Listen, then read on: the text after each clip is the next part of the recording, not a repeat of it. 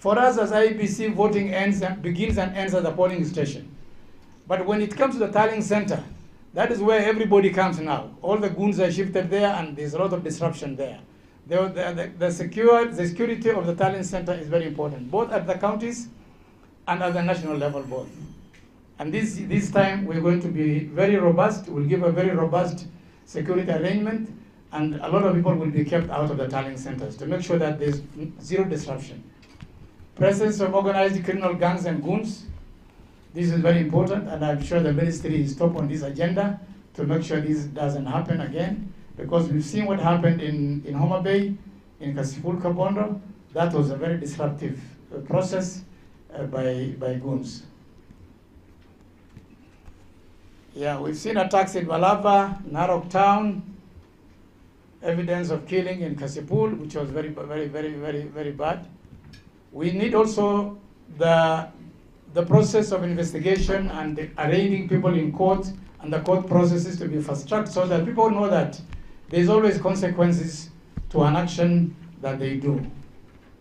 Early risk mapping and recommendations, early risk mapping, preventive deployment are more effective than reactive security responses.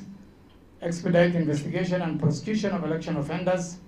Strong polling station access control frameworks are needed. Enhanced protection of election technology and material is critical. Next. Threats towards 2027. Presence of, again, goons seems to be the only common denominator in all our speeches about electoral violence. Goons and criminal gangs. We need to eliminate this from our midst to have a free election. Voter repression and intimidation, this will come as a result of violence, and that's why securing the voter environment is very important. Hate speech, this, Waziri, is one of our greatest challenges as we have today, because it looks like it is the easiest way to rally people behind yourself.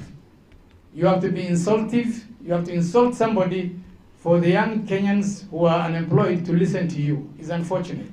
So this is hate speech is very important, and we call upon our sister organization, NCIC, to take lead in this process and make sure that this is minimized. Cybersecurity threats, this is challenging because we are headed towards the election, and we have a very IT savvy community, especially the younger generation, who are hacking literally into everything. Last minute change of election laws is also, it has its own disruptive effects.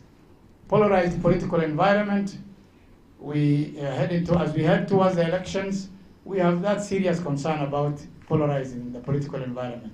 Media bias. Our brothers and sisters within the media fraternity have been very helpful. They have taken our message, and that's why we achieved our targets for the ECVR. However, we still see pockets of bias reporting, and this has a challenge and a bearing on the election in 2027. Persistent attacks on the Commission. The Commission can be closely, compared to midwife. We've said it time and again. When you keep on attacking the midwife, you don't expect the mother and the child to be safe. So we have the legal process of making sure that the electoral process is conducted in a free manner. But if we continue bashing the electoral body, electoral management body, then it becomes very, very complicated. The attack can be physical, the attack can be through the media. It is very disturbing for us because it saps our energy from progressive working to every time we are just attending to crisis of attacks here and there and here and there. It's unfortunate, it's our society and how it is. Misinformation and disinformation. This is also, we've seen, people's pictures, people speaking. Yeah, the AI world has come to, those of us who were born before computer, we're actually wondering what is going on in this world. Terrorism, especially in the northern part, especially northeastern part, we have issues which are still disturbing us, and we need a very secure environment for us to conduct the elections. As it is now, we need to do a bit of work there. Plans for 2027, we are just coming to the end. Personal safety, zero tolerance for harassment of IEBC officers, security officers, observers, and everybody. Critical infrastructure at the tallying center, surveillance, restricted access control, logistics securities, armed escort and GPS tracking of all our sensitive materials is done during the campaign, the election process. Cyber security, collaborative monitoring of digital infrastructure with national security agencies. Organized disruption. You can see goons and criminal gangs is a common denominator when you talk about electoral violence. So these are things we are attending to: political militias, intelligence-led policing, personnel intimidation, legal enforcement. All these are what we're looking forward to.